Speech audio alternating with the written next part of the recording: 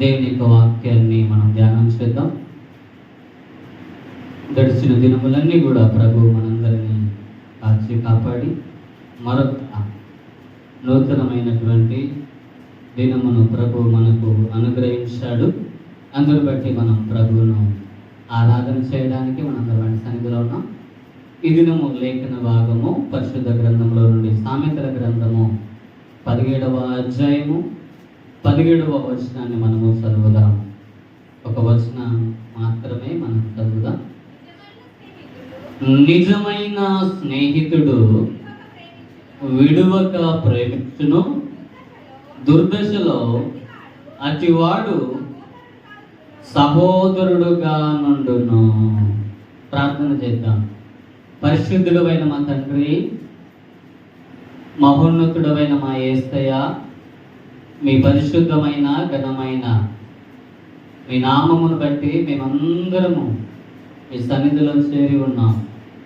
ప్రభా, మేము నిలబడి ప్రభా మీద ఆస్తులుగా నీ వాక్యాన్ని అందిస్తున్నప్పుడు నా మాటలు మీరు అణిచివేసి మీ పరిశుద్ధ గ్రంథములో నుండి పరిశుద్ధమైన మాటలు పలుకున్నట్లుగా నాలో మీరుండి మాట్లాడమని, మమ్మల్ని అందరినీ వర్ధలింప చేయమని యేసు నామములో ప్రార్థిస్తూ వేడుకొనుచున్నాము తండ్రి, ఆమేన్. ప్రియమైన దేవుని బిడ్డలారా, ఈరోజు ముఖ్యంగా ఒక ప్రత్యేకమైనటువంటి దినం. చెప్పండి, ఏం రోజు? ఈరోజు ఆదివారమా? ఏం రోజు? ఆదివారము ప్రత్యేకమైన దినమే. తర్వాత ప్రభు బల్లారాధన, ప్రభువును గుర్తు చేసుకొని ప్రభువును జ్ఞాపకం చేసుకోవడానికి మనందరమైన సన్నిధానంలో ఉన్నాం. అంతేకాకుండా ప్రపంచం అంతట్లో ఒక స్పెషల్ డే ఉంది ఈరోజు. ఏమిటి అంటే ఫ్రెండ్షిప్ డే, స్నేహితుల దినోత్సవం. మీకు స్నేహితులు ఉన్నారా? స్నేహితులు చాలా రకాల స్నేహితులు ఉంటారు మనకి కదా. ఇంటి దగ్గర ఉండే స్నేహితులు వేరే ఉంటారు, కాలేజీలో ఉండే స్నేహితులు వేరే ఉంటారు. తర్వాత మనం పనికి వెళ్ళినప్పుడు వాళ్ళతో పాటు మనం వెళ్తాం, బాగోగులు చెప్పుకుంటాం, వాళ్ళు కూడా మన స్నేహితులే. అయితే ఈ స్నేహితుల గురించి దేవుని యొక్క వాక్యం ఏమంటుంది అంటే, ప్రభు అయిన దేవాది దేవుని యొక్క వాక్యమును మనం చూస్తున్నప్పుడు వాక్యాన్ని మనం చూస్తే సామెతల గ్రంథం 17వ అధ్యాయము 17వ వచనంలో రాయబడిన మాట మరొకసారి మనం చదివితే, నిజమైన స్నేహితుడు విడువక ప్రేమిస్తాడు అంటున్నాడు. నిజమైన స్నేహితుడు అనండి, మీరందరూ ఇక్కడే ఉండాలి. నిజమైన స్నేహితుడు అనండి, విడువక ప్రేమించును. ఇక్కడ కింది మాట మనము చూస్తే, దుర్దశలో అటివాడు సహోదరుడుగా ఉండును. ఈరోజు స్నేహము అనేది చాలా ఇంపార్టెంటే. మన అనుదిన జీవితంలో స్నేహితులు అనేవాళ్ళు చాలా మంది ఉన్నారు. కానీ ప్రభు వాక్యం ఏమంటుందంటే, నిజమైన స్నేహితుడు ఏం చేస్తాడంట? విడువకుండగా ప్రేమిస్తాడు, దుర్దశలో అటివాడు సహోదరుడుగా ఉంటాడు అని మనం సామెతల గ్రంథంలో చూస్తూ ఉన్నాం. ఒక ఏలు తీసుకోండి, ఒకసారి మళ్ళా ఏలు తీసుకోండి, పక్కలకు చూపెట్టండి. ఎవరు నీ స్నేహితులు? చెప్పండి అమ్మా. ఎవరు నీ స్నేహితులు?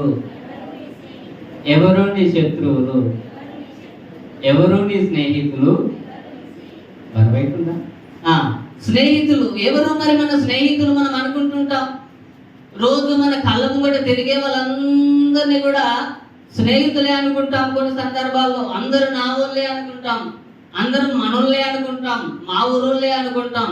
కానీ మన వాళ్ళలో ఎవరు నిజమైనటువంటి వ్యక్తులో, ఎవరు నిజమైన స్నేహితులు కారో ఎప్పుడు తెలుస్తుంది అంటే, అవసరత ఉన్నప్పుడు, లేదంటే మన కుటుంబంలో ఏదైనా బాధ కలిగినప్పుడు, ఏదైనా కష్టము కలిగినప్పుడు, ఏదైనా నష్టము కలిగినప్పుడు ఎలా ఉంటారంటే, మనము వారి మీద ఆధారపడి వారితో స్నేహము చేస్తున్నప్పుడు వారి ప్రవర్తనను మనము కనిపెడతా ఉంటాము. ప్రియులారా, మనకి ఏదైనా అవసరత వచ్చినప్పుడు మనం వారి దగ్గరికి వెళితే వాళ్ళు మన అవసరతను తీరిస్తే వాళ్ళు నిజమైన స్నేహితులు.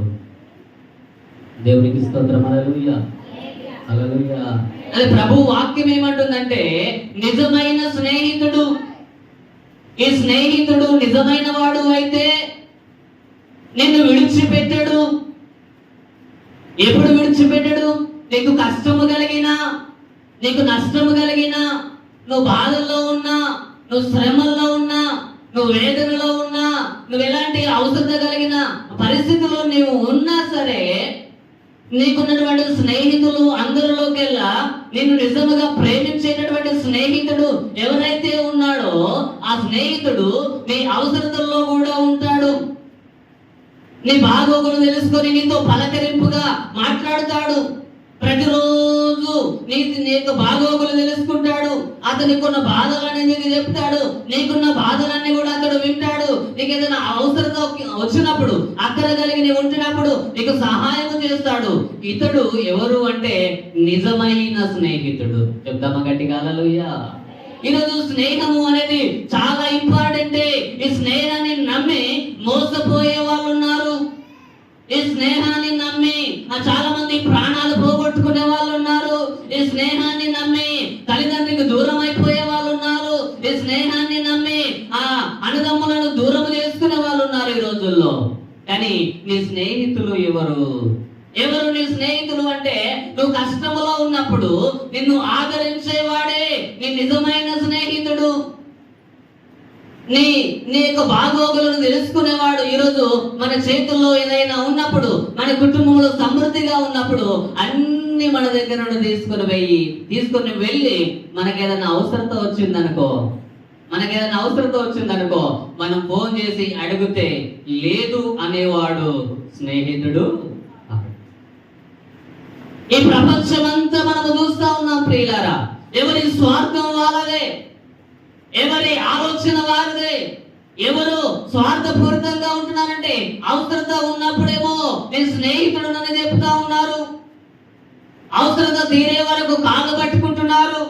అవసరతము వెళ్ళిపోయే వరకు, తీరే వరకు ఎంబడే ఉంటా ఉన్నారు. ఎక్కడికి వెళితే అక్కడ వస్తున్నారు, ఆ ఇంట్లో ఉంటున్నారు. ఎక్కడికి పడితే అక్కడికి వెళతారు. అవసరత వెళ్ళిపోయిన తర్వాత, తీరిపోయిన తర్వాత మరలా ఆ వ్యక్తి ఫోన్ కలవదు, స్విచ్ ఆఫ్ చేసుకుంటారు. మన ఫోన్ నెంబర్ బ్లాక్ లిస్ట్ లో వేసుకుంటారు. చెప్దామా అండి?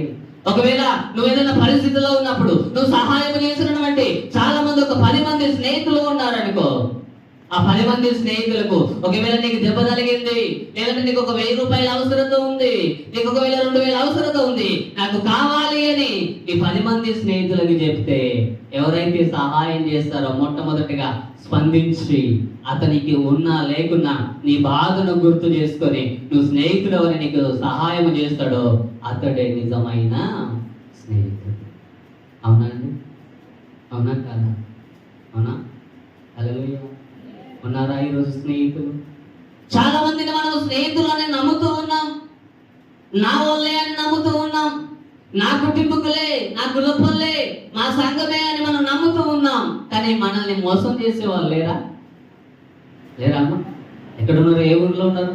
మన ఊర్లోనే ఉంటారు. వాళ్ళు ఎంతో దూరంలో ఉంటారండి. మన ఇరుగు పొరుగు వారే, మన పక్కన ఉండే వాళ్ళే మనల్ని మోసం చేస్తూ ఉండొచ్చు. కానీ దేవుని యొక్క వాక్యం అంటుంది, వీరందరూ నీ స్నేహితులు.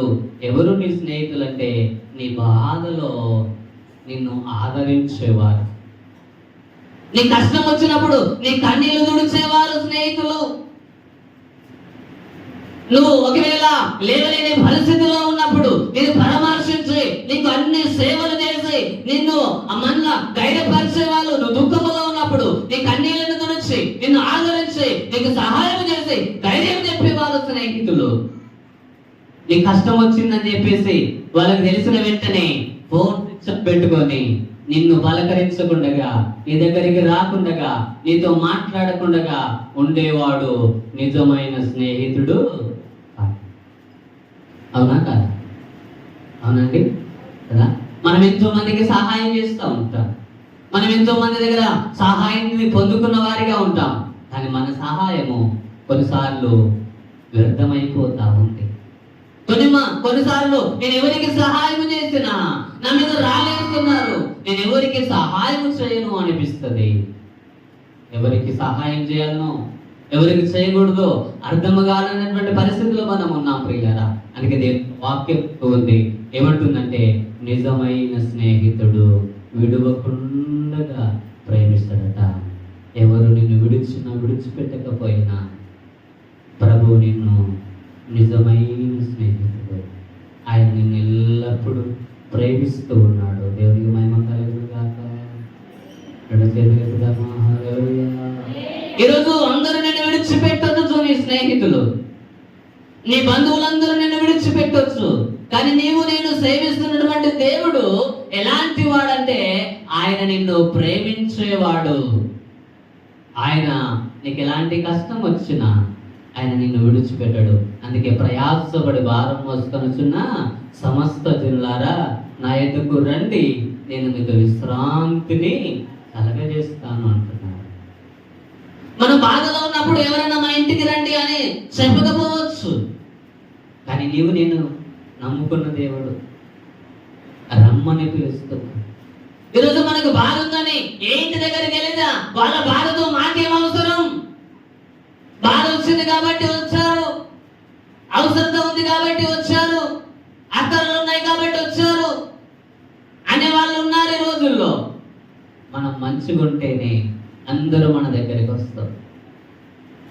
మనం బాగుంటేనే మన దగ్గరికి అందరూ వస్తారు. మనం ఒకవేళ బలహీనులుగా అయిపోయామా, చేతుల్లో ఏమి లేకుండా చేయబడ్డామా, లేని పరిస్థితుల్లో మనం ఉన్నప్పుడు మనల్ని పలకరించే వాళ్ళు ఉండరు ప్రియులారా, మనల్ని ప్రేమించే వాళ్ళు ఉండరు, మనకు సహాయం చేసేవారు ఎవరు ఉండరు. కానీ ఎవరు చేయకపోయినా మనందరినీ చేరదీసేటటువంటి దేవుడు ఉన్నాడు.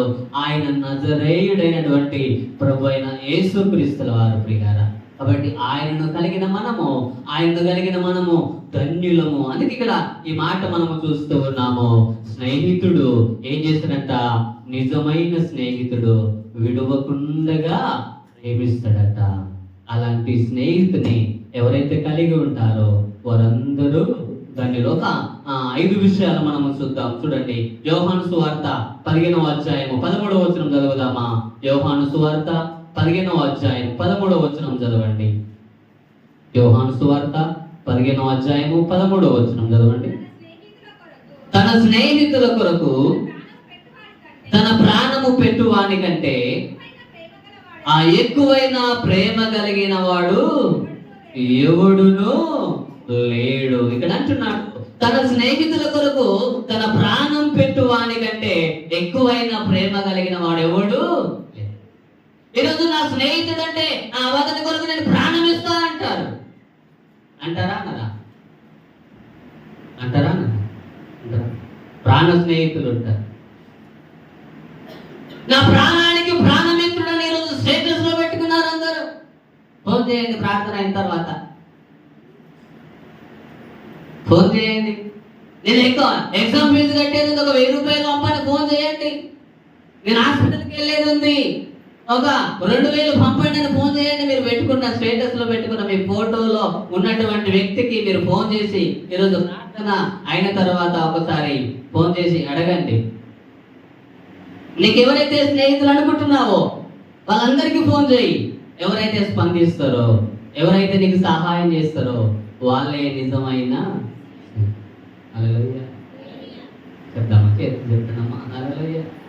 ఇక్కడ అంటున్నాడు ప్రభు అయిన యేసుక్రీస్తుల వారు అంటున్న మాట ఏమిటంటే, ఇక్కడ అంటున్నాడు తన స్నేహితుల కొరకు తన ప్రాణం పెట్టేవాడు. ఎలాంటి వాడు? అతని స్నేహితుడు. అంతేకాకుండా అంతకంటే ఎక్కువైన ప్రేమ కలిగిన వాడు ఎవరు కూడా లేదు. స్నేహితుల కొరకు ప్రాణం పెట్టేవాడు.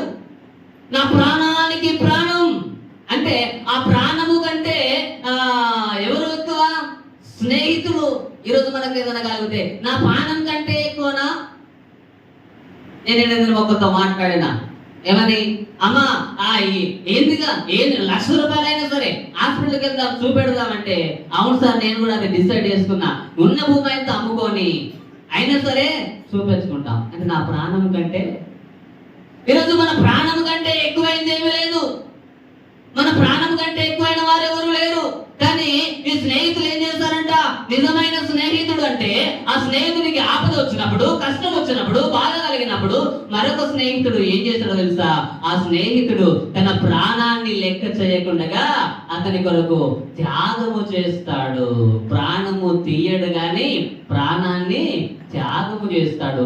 ఈ త్యాగపూరితమైన స్నేహము ఎటువంటిది అంటే ఎక్కువ ప్రేమను చూపిస్తుంది. ప్రేమ ఉంది కాబట్టి ప్రాణం వేయడానికి కూడా రెడీగా ఉంటాడు.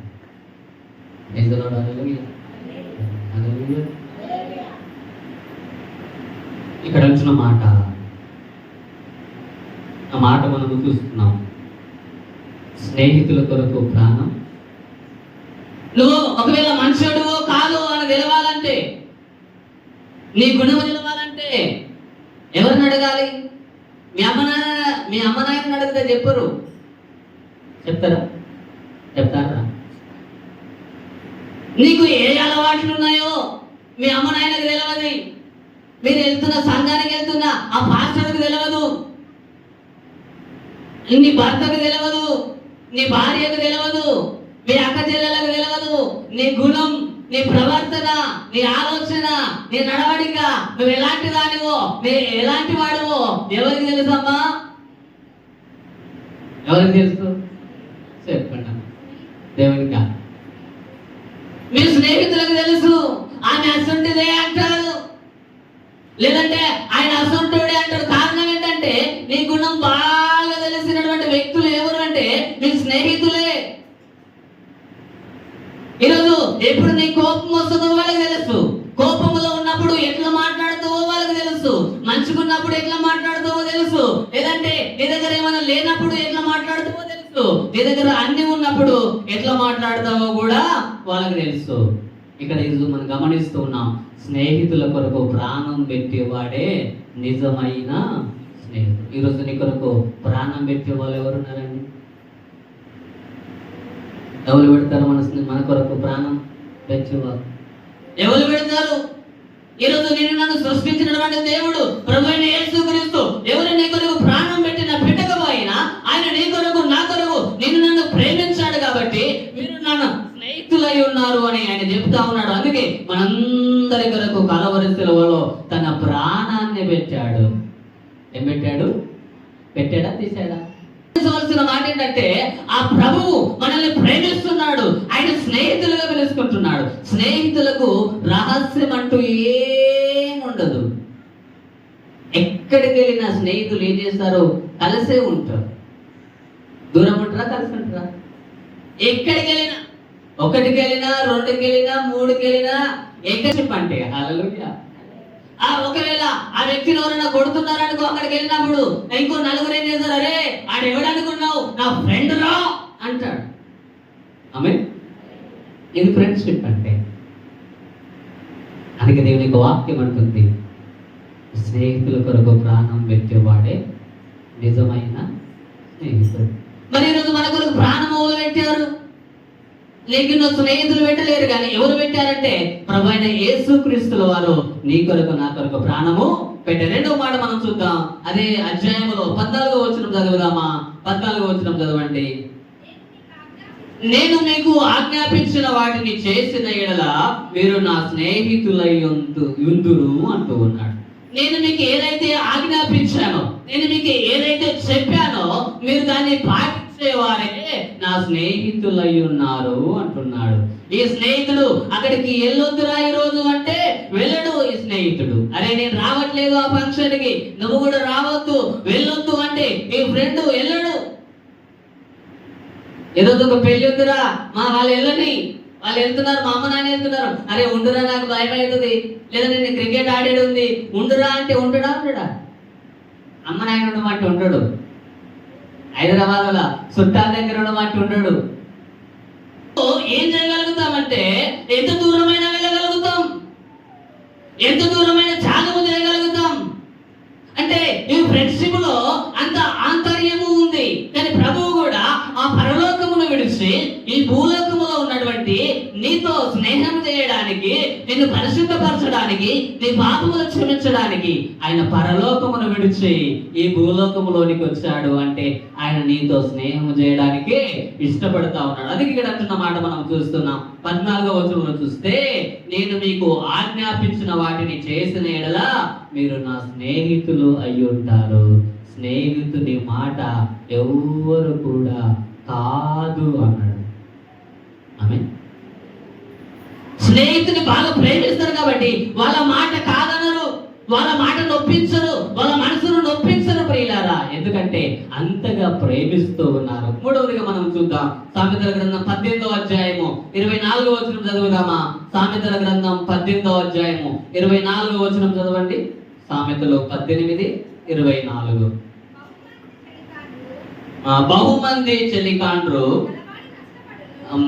బహుమంది చెలికాండ్రు గలవాడు నష్టపడును, సహోదరుని కంటేను ఎక్కువగా హత్యయుండు స్నేహితుడు కలడు. హల్లెలూయా. చాలా మంది స్నేహితులు ఉన్నప్పుడు ఏం కలుగుతుందంట అమ్మా? నష్టము కలుగుతుందంట. చాలా మంది ఫ్రెండ్స్ ఉన్నారనుకో, ఏం కలుగుతుందంట? అందులో ఎవడు నిజమైనడు తెలియదు, అర్థం కాదు. అందరూ ఫ్రెండ్సే, కానీ కొన్నిసార్లు అంటున్నాడు ఈ మాట మనం చూస్తే, బహుమంది చెలికాండ్రు గలవాడు నష్టపడును, సహోదరుని కంటే ఎక్కువగా అత్తియుండు స్నేహితుడు కూడా కలడు. ఒక అన్న కంటే, ఒక తమ్ముని కంటే ఎక్కువగా ప్రేమించేటటువంటి ఒక స్నేహితుడు కూడా ఉంటాడు. అతడు ఎలాంటి వాడంటే ఒక సహోదరుడుగా ఉంటాడు. దేవునికి స్తోత్రం. హల్లెలూయా. చెప్దామా గట్టిగా? హల్లెలూయా. చేతులు చెప్దామా బుజ్జి? హల్లెలూయా, హల్లెలూయా. ఎందుకంటే బాగా హత్తుకొని ఉంటాడు ఈ పేతురు, శ్రీమోను పేతురు. ఎవరిని హత్తుకొని ఉన్నాడు? యేసు ప్రభువుకు దగ్గరగా ఉన్నాడు. యేసు ప్రభు ఎక్కడికి వెళ్తే అక్కడికి వెళ్ళాడు. కానీ చివరికి యేసు ప్రభువును విడిచిపెట్టాడా లేదా? పేతురు విడిచిపెట్టిందా లేదా? ఈరోజు మనం ఆ ఫ్రెండ్షిప్ ఎలాంటిది అంటే, చాలా మంది ఉన్నారు వీళ్ళు ఫ్రెండే వాళ్ళ ఫ్రెండే అంటే, మన అమ్మ నాయన అంటారు ఇంతమంది ఉన్నారు ఆల్రెడీ ఫ్రెండ్స్, ఇంతమంది ఉన్నారు. ఆ ఫ్రెండ్ ఇంతమంది ఉండడం కూడా కొన్నిసార్లు నష్టమే. కానీ అంతమంది ఫ్రెండ్ లో నీ కొరకు ప్రాణం ఇచ్చేవాడు ఉన్నాడు అనుకో, నీ బాధను అర్థం చేసుకునేటువంటి స్నేహితుడు ఉన్నాడు అనుకో, నువ్వు చాలా ధన్యుడవు. బహుమంది చెలికాండ్రు ఉండేదానికంటే ఒక స్నేహితుడు హత్తుకొని ఉంటాడు. అతడే నీ ప్రాణాన్ని ప్రాణముగా ప్రేమించి నీ కొరకు సహాయం చేసేవాడు నిజమైన స్నేహితుడు. మరొక మాట మనం చూద్దాం. ప్రసంగి గ్రంథము 4వ అధ్యాయం 9వ వచనం చదవండి. ప్రసంగి గ్రంథం 4వ అధ్యాయం 9వ వచనం చదవండి. ఇద్దరి కష్టము చేత ఉభయులకు మంచి ఫలము కలుగును గనుక ఒంటిగాడ ఇండుట కంటే ఇద్దరు కూడి ఉంట మేలు. హల్లెలూయా. అందుకే 2 చేతులు ఏం చేసిన అంటారు? ఎన్ని చేతులు? మనుషులకు ఏం కలుగుతుందంట? మేలు కలుగుతుంది. అంటే ఇద్దరు కష్టపడడం వల్ల, ఒకరితో మాట్లాడుకొని ఇద్దరు కలిసి పని చేయడం వల్ల ఏం కలుగుతుందంట? నువ్వు ఒక రాయి వాళ్ళొక రాయి వేస్తే ఇల్లు నిండుతుంది. ఇద్దరు 2 చేతులు కలిస్తే 4 చేతులు అయితే, ఈ 4 చేతులు పని చేసినప్పుడు పని ఏదైనా జరగగలుగుతుంది ప్రియులారా. అందుకే ఒంటరిగా ఉండట కంటే ఇద్దరిగా ఉండడము మేలు అంటూ ఉన్నాడు. Praise the lord.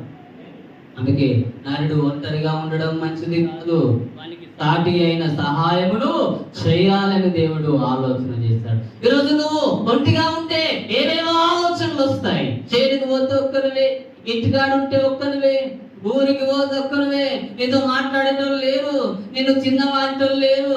ఏం చేయాలి? అడవికి పోతే అడివైపాయే, ఇంటికి వస్తే అడివైపాయే. నువ్వు అడవిలో ఉన్న నీతో ఎవరు మాట్లాడరు, ఇంటికాడ ఉన్న వాళ్ళు మాట్లాడరు. తలుపులు పెట్టుకొని ఇంటున్న వాడికి ఒక్కడవే.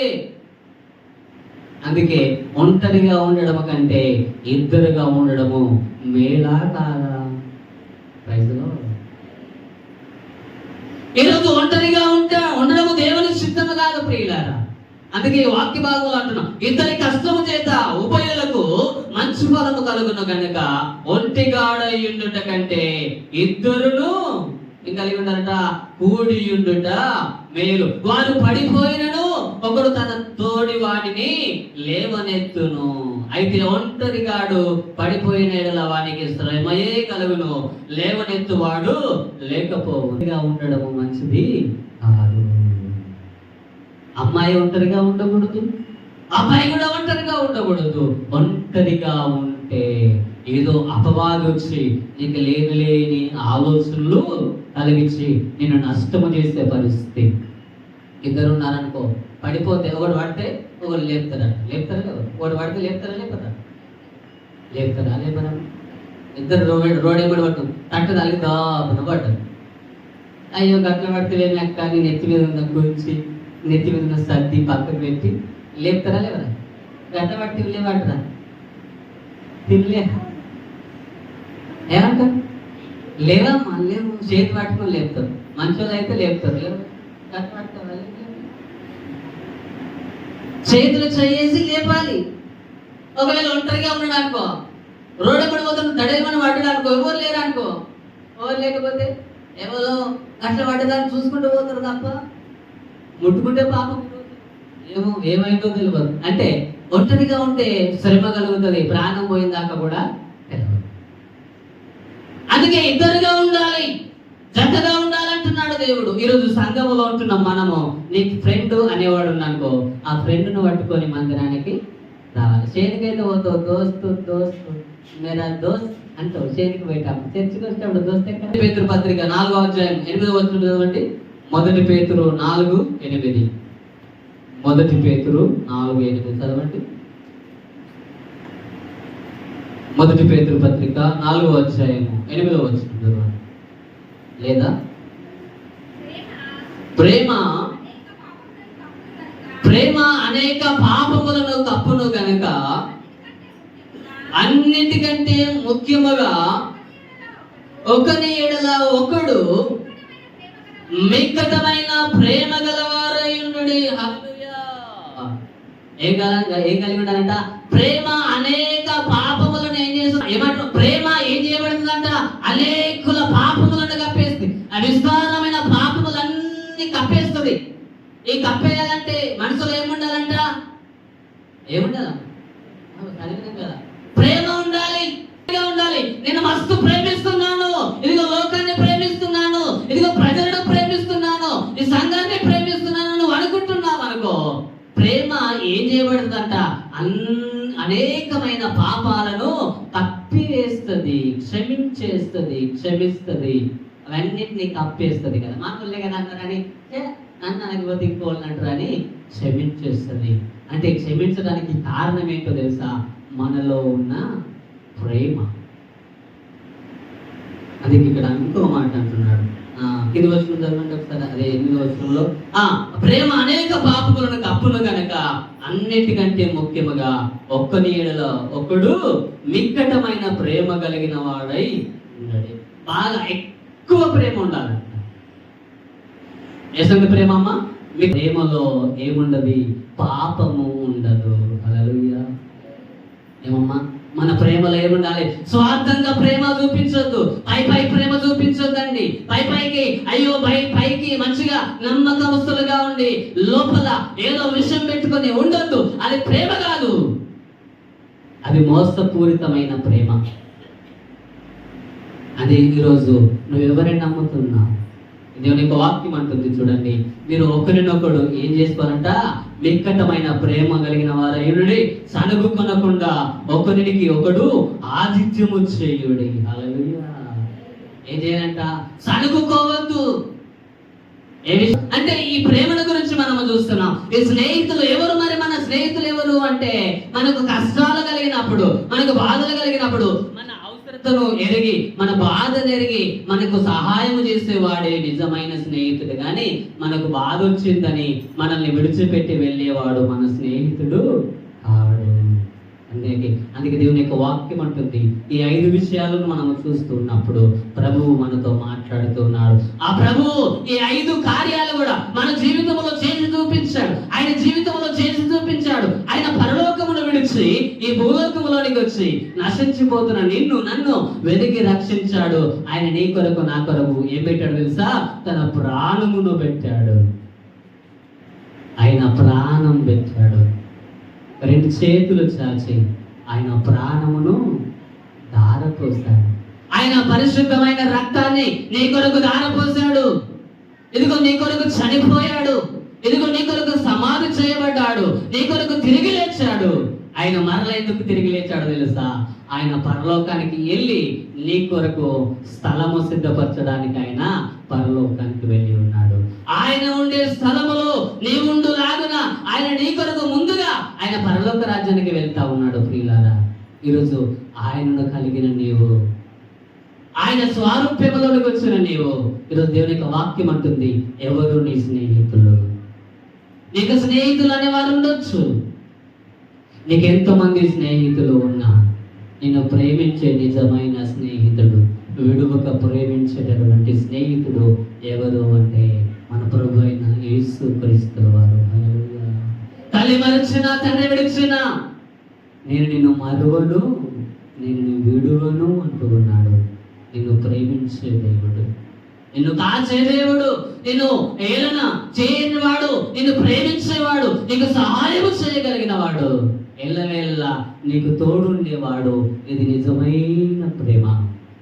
ఆ ప్రేమ కలిగిన దేవుని నమ్ముకున్న నీవు ప్రేమ లేని దానిగా ఉండకూడదు, కానీ ప్రేమ కలిగిన